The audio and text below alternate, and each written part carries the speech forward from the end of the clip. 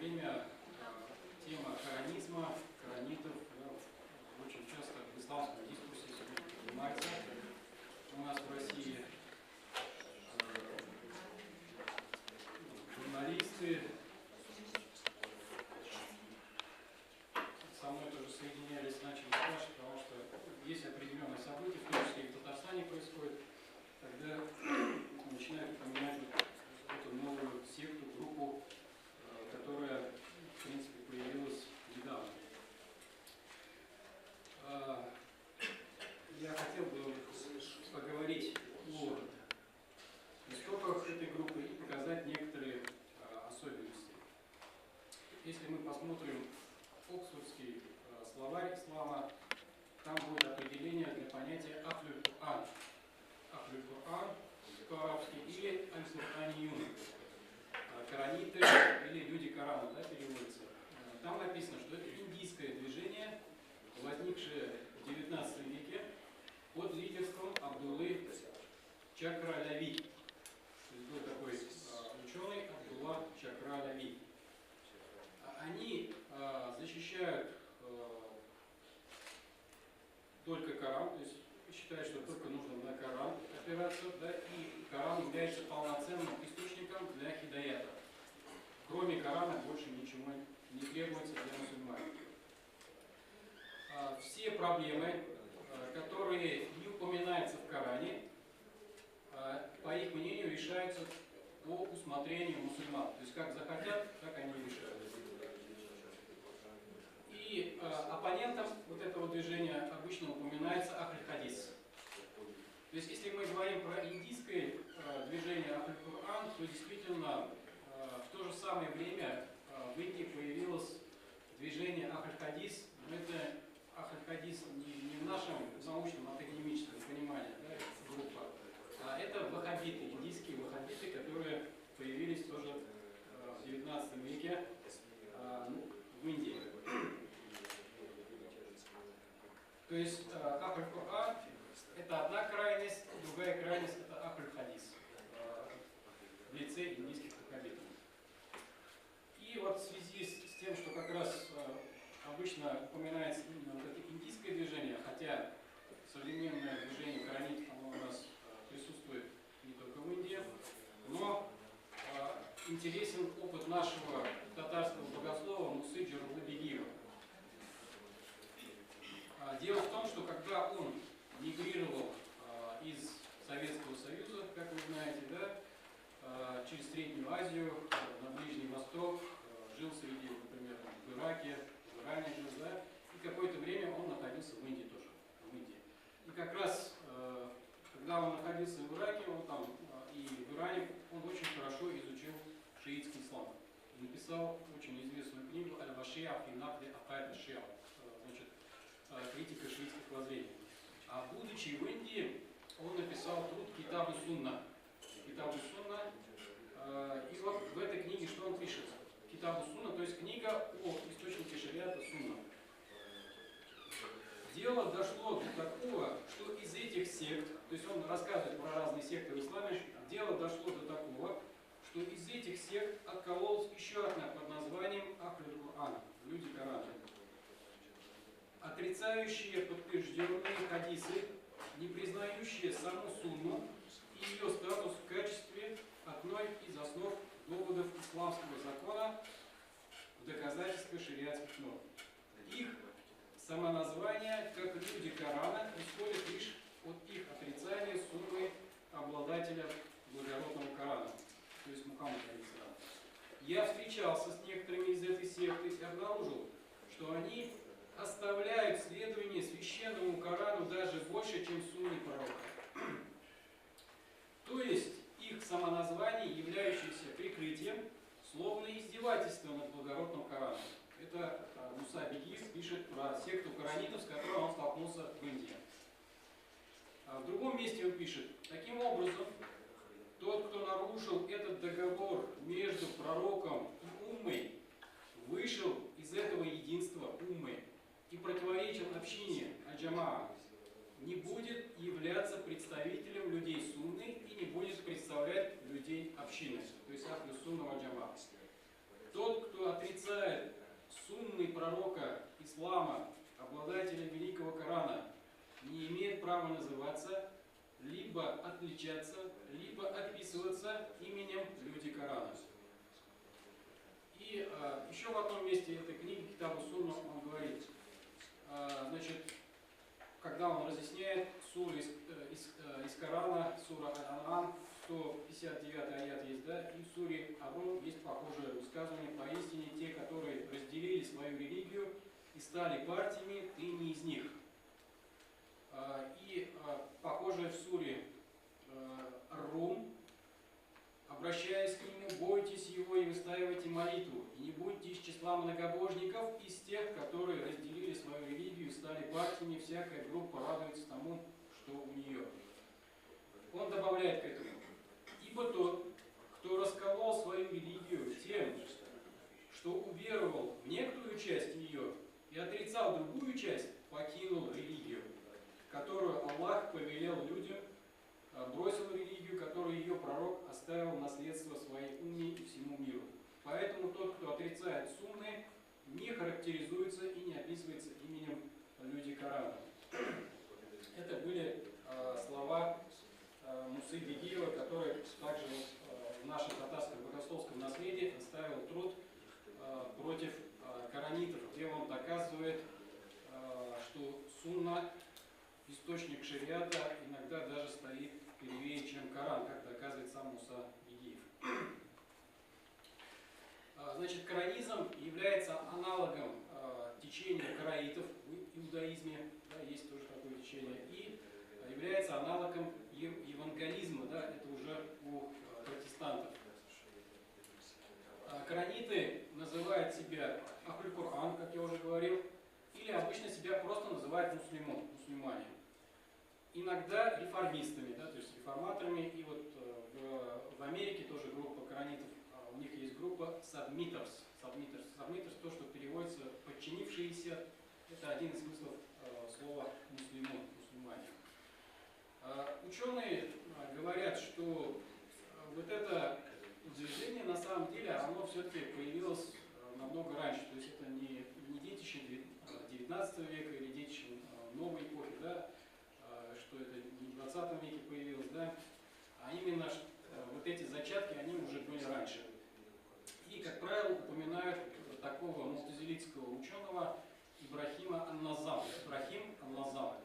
Была такая секта Ан-Назамия, рад на которых опровержение написал имам Шафи'и, имам Ибн Кутейба, да, опровергали их.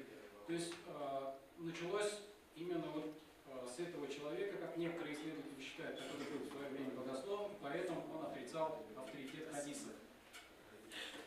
Другие исследователи в общем заключают и говорят, что вот появление коранитов – это последствие частичного отрицания сунны шиитами, мутазилитами и хариджитами. То есть вот эта ересь, она уже появилась после смерти пророка Мухаммада, алейхиссалям, тоже очень рано, и связано с тем, что появились такие течения, которые частично отрицали сунну. Сегодня у нас вот в начале 20 века вот, был такой авторитет коранитов Мухаммад Тауфик Сидки. Вот его упоминают обычно историки. Говорят, что все началось у него с отрицания таклида, то есть когда он считал, что нельзя мусульманам следовать таклиду. Это то, что он взял из идеи салафизма, да, в то время, которые были тоже распространены среди мусульман. В Индии очень много разных тоже группировок появилось. Да, вот одна из групп называется Quran Sunnat Society, это город Керала в Индии. В Малайзии тоже есть, вот сам я в Малайзии учился, и в середине 90-х вместе с группой мусульман мы пришли в гости как раз к одному из таких коранитов, один из авторитетов. Вот здесь имя Касим Ахмад упоминается, но сейчас я там не помню, какой именно авторитет из малайзийских. Когда мы пришли к нему в гости, то есть зиарат совершали, да, как мусульмане, как студенты и преподаватели из Исламского международного университета. Его дома не оказалось, но был его сын. Сын, который был обычный пилот, то есть обычный пилот работает, значит, летчиком. Когда мы поговорили с сын оказался обычным мусульманином.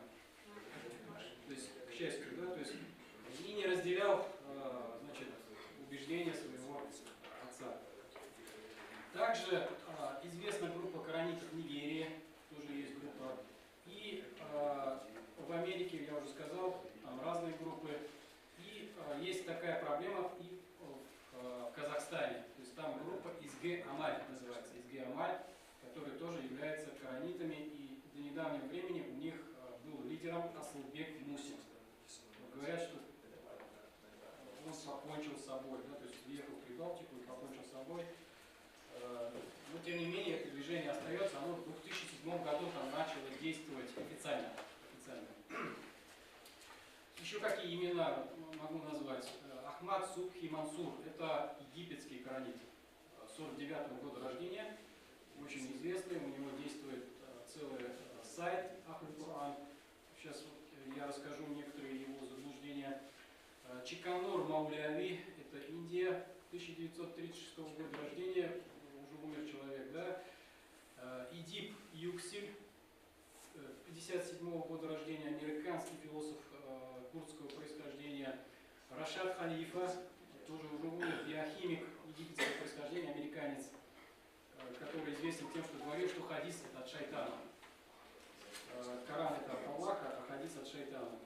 И турецкий, известный тоже ученый Абдуль-Азиз Баяндыр, не знаю, слышали о таком или нет, тоже многочисленные каналы, сайты в интернете на разных языках, возглавляет Вакф Сулеймания в Турции. К нам тоже вот он в Казанский исламский университет приезжал с лекцией, да, то есть была какая-то полемика, но его группа была интересна тем, что они, кораниты тоже, кстати, разные, некоторые намаз читают 1 раз в день, некоторые 2 раза, некоторые 3 раза, некоторые 4, некоторые 5 раз, как и мы. Да? И вот, группа Абдуль-Азиза Баяндыра, они 5 намазов читают, и многие вещи из сунны выполняют, но делают упор именно, находят вот эти сунны и вот эти положения именно в Коране. То есть каким-то образом искусственно, видимо, как-то, да, то есть они прямо из Корана вытаскивают, что именно 5 намазов, что именно 2 раката, что 3 раката, 4 раката, искусственным образом вот этот Абдуль-Азиз Баяндыр вытаскивает это прямо из Корана. И старается тоже избегать сунны, ну, вот, известны тем, что, например, они, так как в Коране есть такой аят, где говорится, аят аль-вуду называется, да, если вы приступаете к молитве, помойте ваши, значит, лица, да, руки до локтей, значит, сделайте масах головы, и дальше есть 2 чтения. По одному чтению нужно протирать ноги, по другому чтению нужно их мыть. И обычно у суннитов распространена практика мытья ног, омовения ног. Да? Только если мы кожаные носки одеваем, то мы делаем масах. Вот у секты Абдуль-Азиза Баяндыра они только протирают голые ноги, только протирают, то есть они считают, что не обязательно омывать ноги, как это делают сунниты.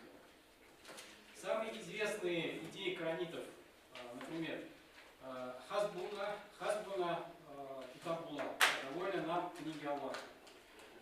Сунна – это не откровение от Аллаха, это известные их лозунги. Суд по сунне приводит к ширку, то есть они считают, что если человек по сунне что-то делает, то это приведет его к ширку. Сунна не была законом при пророке, тоже их лозунг. И сунна разделяет мусульман, якобы, да, то есть вот, по их мнению, сунна – причина того, что мусульмане разделились на секты. И, значит, я хотел бы перечислить некоторые заблуждения египетского известного коранита, который сейчас в Америке находится, Ахмад Субхи Мансур. Он где-то около 30 лет назад начал свое движение. Человек получил историческое образование в Аль-Азхаре, да, то есть он доктор исторических наук. Начал он с чего? Он начал с критики суфизма. То есть он, когда написал свою диссертацию докторскую, это была критика суфизма. Его труд назывался «Асар ат-тасауф фи Миср аль-Аср аль-Мамлюки», да, то есть влияние тасауфа, суфизма в Египте эпохи мамлюков. И вот там он начинает критиковать суфизм. После этого он начал писать книги, он начал критиковать саляфизм, потом начал критиковать суннитов, да, обычных суннитов.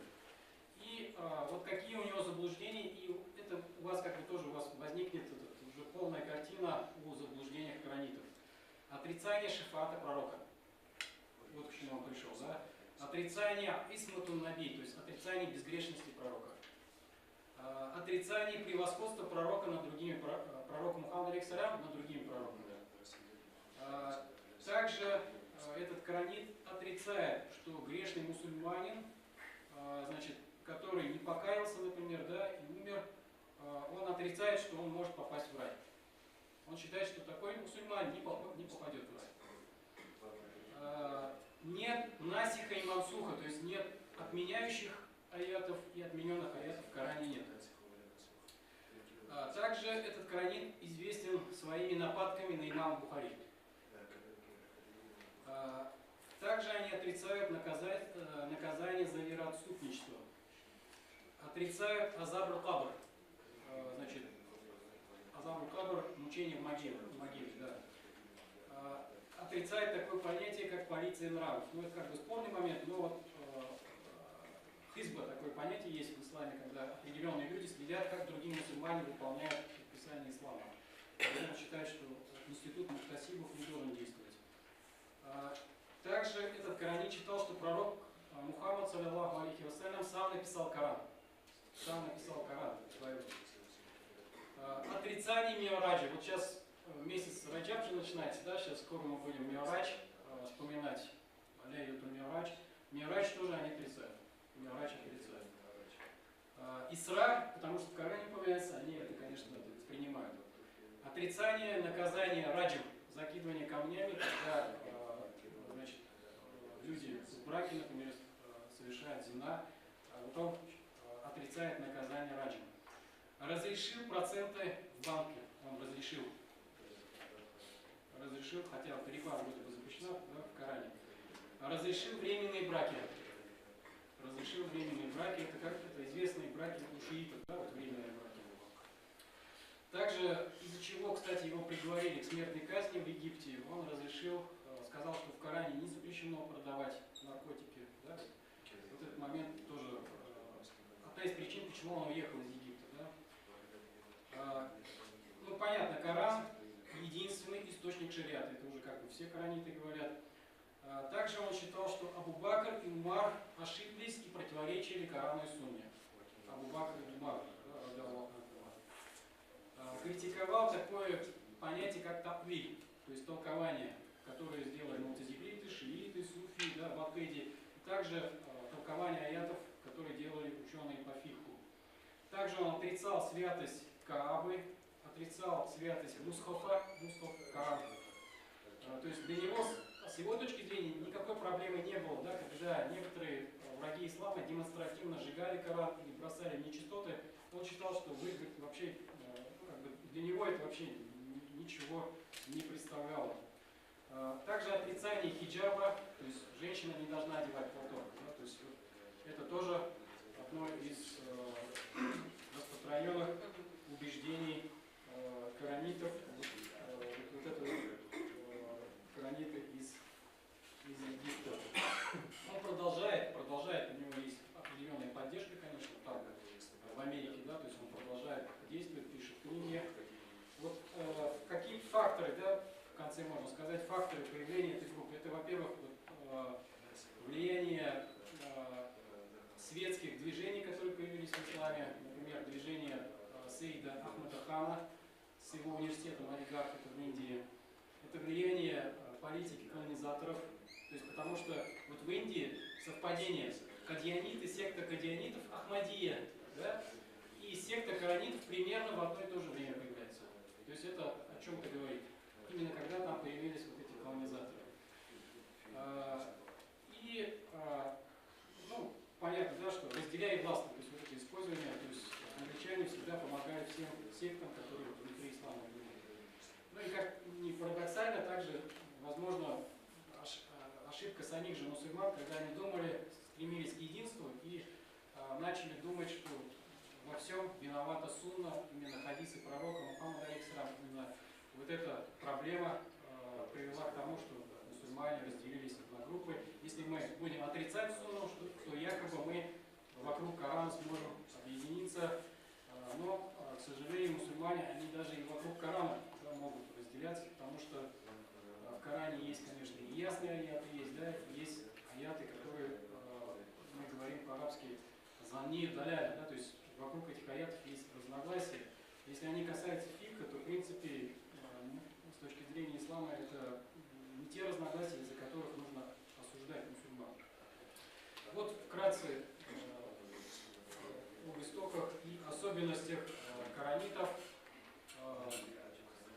И предстоит изучение вот этой секты уже на нашей российской почве, да, потому что я преподаю студентам, у меня есть магистры, которые учатся в Казанском исламском университете, в Российском исламском университете, и хазраты, они сами хазраты, практикующие, они говорят, что в мечетях иногда действительно встречают таких людей, которые сегодня ссылаются только на Коран и отказываются следовать сунне пророка Мухаммада, алейхиссалям. То есть такие люди, хотя эти индивиды, то есть они редкие очень, да, то есть их очень мало, но они появились в Татарстане.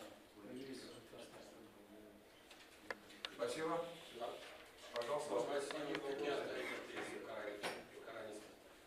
Какие авторитеты в России есть? Кто является авторитетом? Нет, вот про российских я вот сейчас говорю, надо с ними еще надо конкретно поработать, разобраться, да. Но они точно себя коранитами никто здесь в России точно не объявлял.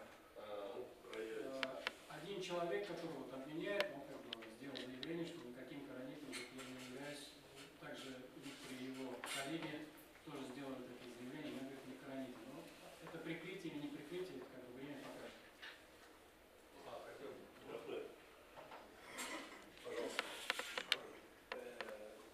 هذا الموضوع الذي طرحه الدكتور سعيد هام جدا في حياة المسلمين. Эта тема, которую раскрыл профессор Дамир Хазрат Шагариев, очень важна для жизни мусульман. ونشكره على هذا الطرح المفصل الذي يبين فيه هذه العقائد الضالة. И я выражал благодарность ему за то, что он так подробно разъяснил заблуждение этой секты. لكن أريد أن أنبه إلى قضيتين. Я хотел бы указать два основных вопроса. الدكتور سعيد الآن اعتبر أن القرآنيين يمثلون فريق ويقابلهم فريق أهل الحديث. Потому что вот как раз профессор доктор Дамир Шагариев объяснил о тех двух противоположных сектах, которые были коранитами и ахль-хадис. وأعتقد هذا لابد أن يعاد النظر لأن أهل الحديث في الهند نعرفهم اشتغلوا بالحديث وهم يؤمنون بالقرآن والحديث مصدرين للتشريع الإسلامي. Я хотел бы заострить внимание как раз на ахль-хадис, приверженцев хадиса, которые веруют в Коран, естественно, что это первый источник для шариата, и, конечно же, веруют в хадис как второй источник шариата. يعني دققوا في رواية الحديث من ضعيف إلى حسن إلى صحيح إلى متواتر لكن لم ينكروا آية من القرآن. Потому что они просто глубоко изучали, какой хадис является слабым, какой достоверным, какой хорошим, какой мутаватир, но они ни в коем случае никогда, конечно же, ни один коранический аят не отрицали. لأن كتب الحديث تتضمن تفسير القرآن وفضائل القرآن وأسباب نزول القرآن. Потому что в сборниках хадисов всегда содержатся и тафсиры, толкования к аятам, и там же как раз приводятся хадисы, которые упоминают причины неспослания этих или других аятов. أما القرآنيون فهم ينكرون السنة وإذا اعتقدوا ذلك فيوضعون في صفوف الكفار لأن أنكروا آيات كثيرة من القرآن تحثنا على اتباع السنة. И, конечно же, противовес как раз коранитов, которые полностью отвергают на 100% сунну, в том числе как раз и они отвергают эти аяты, где нам приказано повелевать Всевышний следовать сунне, и поэтому они выходят из ислама. فحتى طالب العلم الجديد أو المستمع العادي يعني لا يضع أهل الحديث مقابل القرآنيين، يعني أنا نكون حذرين منها. Да, просто я хочу сказать, чтобы человек, который вот новый студент,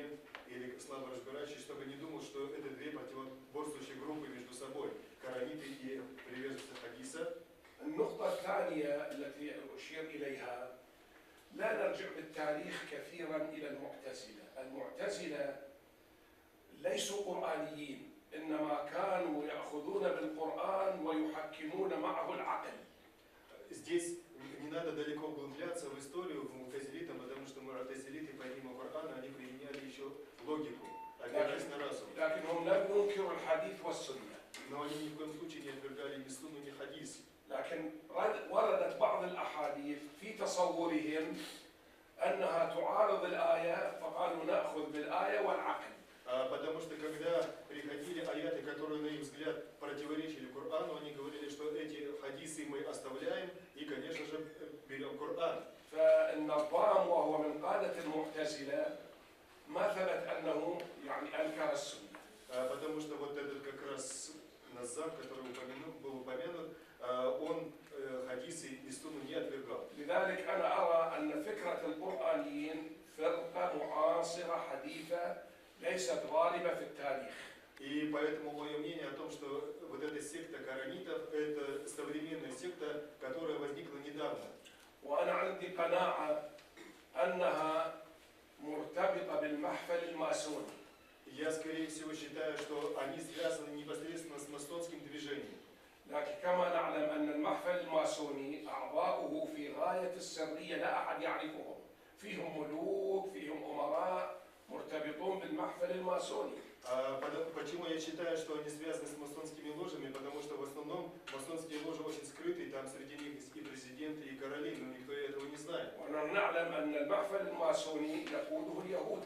Мы знаем о том, что масонское движение ложи возглавляется иудеями. ويدفعون الأموال الطائلة والرواتب وينفقون كثيرا. И, конечно же, на эти тратят огромные средства на содержание этого масонского движения. فحتى الشخص العادي يقول أنا قرآني ربما لا يشعر، لكن قادته يشعرون أن هذا العمل عمل ماسوني لتهديم الدين الإسلامي. И тот человек, который называет себя коранитом, он этого может и не знать, но на самом деле руководителями этих заблудших течений являются масоны. يعني إذا أخذنا أحكام الإسلام لا نجد أكثر من 30% موجودة في القرآن و70% تثبتها السنة. Потому что если мы возьмем именно законы ислама, то только 30% этих законов мы найдем в Коране, а остальные 70% мы находим в хадисах.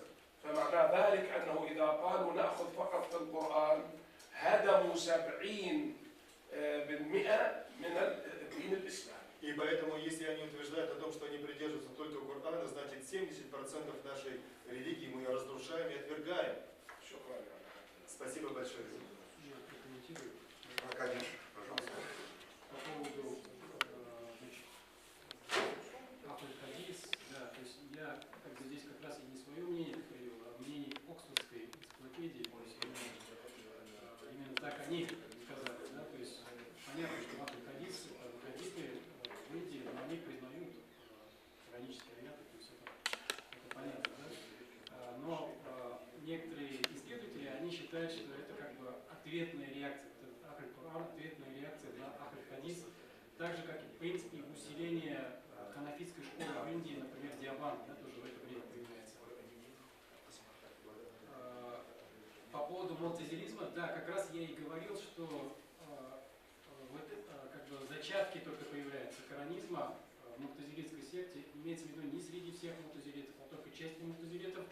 И мутазилиты полностью, да, но, как ученые говорят, некоторые из них отрицали часть сунны. Вот от этого как бы идет проблема. Впоследствии уже появились кораниты, которые полностью стали отрицать сунну. Еще один вопрос.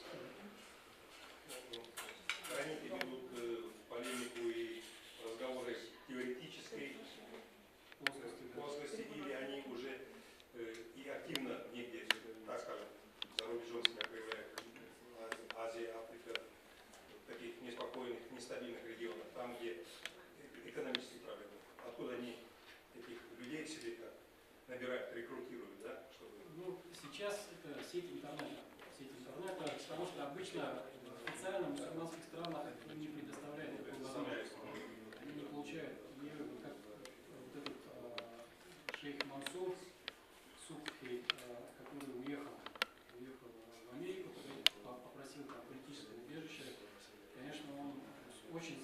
высказывания, я перечислил его заблуждение, то есть такой человек точно в Египте не мог находиться. Сейчас он работает через интернет, то есть у него сайт, на сайте там есть данные, где они просят все время donation, то есть все время просят деньги. То есть они собирают, оболванивают каких-то, видимо, все-таки мусульман, которые думают, что в этом есть истина, они туда делают пожертвования, и вот на этом он живет. Возможно, там какие-то гранты, потому что они утверждают, что они якобы борются с экстремизмом в исламе. То есть, возможно, они гранты могут получать от своих правительств, где они там находятся, да, то есть имеется в виду на Западе.